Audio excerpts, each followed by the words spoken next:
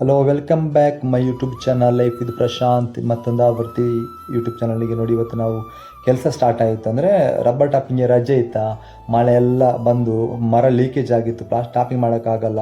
ಹಾಗಾಗಿ ತೆಂಗಿನ ಗುಂಡಿ ತೆಗಿಲಿಕ್ಕಿತ್ತು ಅಂತ ತಂದೆ ಫೋನ್ ಮಾಡಿದ್ರು. ಹಾಗೆ ಸೀದಾ ಹೋದೆ ನೋಡಿ. ಕೆಲಸ ಮಾಡ್ತಿರ್ಬೇಕಾದ್ರೆ ಜೋರು ಮಳೆ ಬಂತಾಯ್ತಾ. ಅವಾಗ ನಾನು ಮತ್ತು ಚಿಕ್ಕಪ್ಪ ಒಂದೇ ಛತ್ರಿಯಲ್ಲಿ ನಿಂತು ನೋಡಿ. ನಾಯಿ ಕೂಡ ನಮ್ಮ ಜೊತೆನೇ ಇದೆ, ಪಾಪ ಒದ್ದೆ ಆಗುತ್ತೆ ಅಂತ ಮಳೆಗೆ, ಅದು ನಮ್ಮ ಜೊತೆನೇ ಇದೆ ನೋಡಿ. ಒಂಥರ ಖುಷಿ ಆಗ್ತದೆ. ಈ ಹಾರೆ ಕೆಲಸ ಮಾಡೋದಂದರೆ ತುಂಬ ಇಷ್ಟ ನೋಡಿ.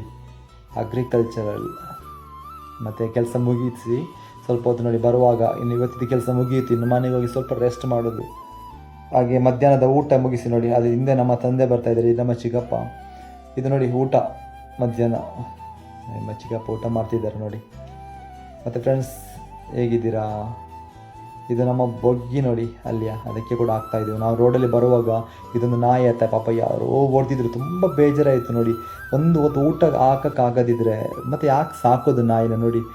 ನಾನೊಂದು 3 ಪ್ಯಾಕೆಟ್ ಬಿಸ್ಕೆಟ್ ತಗೊಂಡಿದ್ದೆ, ಒಂದು ಇದಕ್ಕೆ ಹಾಕಿದೆ ನೋಡಿ. ಪಾಪ ತಲೆಯಲ್ಲೆಲ್ಲ ಹೇಟಾಗಿ ಬ್ಲಡ್ ಬರ್ತೈತೆ, ಯಾರೋ ಓಡ್ತಿರ್ಬೇಕು. ತುಂಬ ಅಲ್ಲು ಬಂತು ನೋಡಲಿಕ್ಕೆ. ಈ ಥರ ಎಲ್ಲ ಮಾಡಬಾರ್ದು ಮನುಷ್ಯರು, ಯಾವಾಗ ನಾಯಿಗಳಿಗೆ ನೋಡಿ. ಪಾಪ ಅದನ್ನು ನೋಡುವಾಗ ಹುಡುಗ ನಾಯಿ ಆಯಿತಾ, ಯಾಕೆ ಸುಮ್ಮನೆ ರೋಡಲ್ಲಿ ಬಿಡೋದು?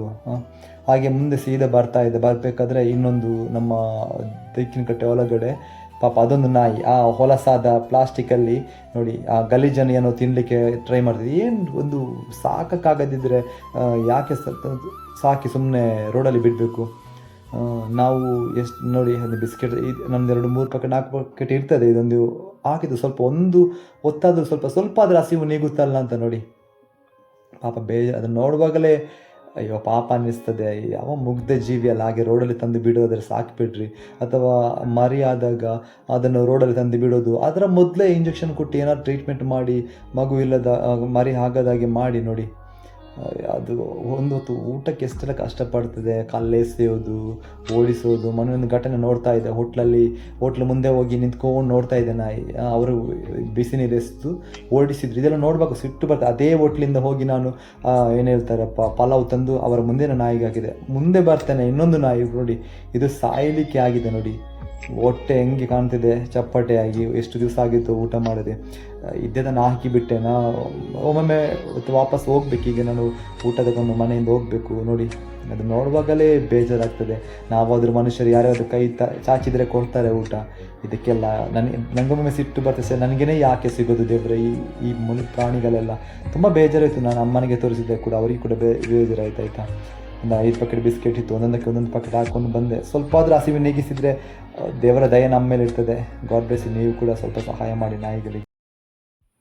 ಇನ್ನು ಕೆಲವರು ಇದ್ದಾರೆ ಆಯಿತಾ, ನನ್ನ ತಂದೆ ಶರತ್ ಬ್ರದರ್, ಆಮೇಲೆ ನಮ್ಮ ಚಿಕ್ಕಪ್ಪ ಜರ್ಮಿ ಚಿಕ್ಕಪ್ಪ, ಕೆಲವರು ಇದ್ದಾರೆ ತುಂಬ ಜನ.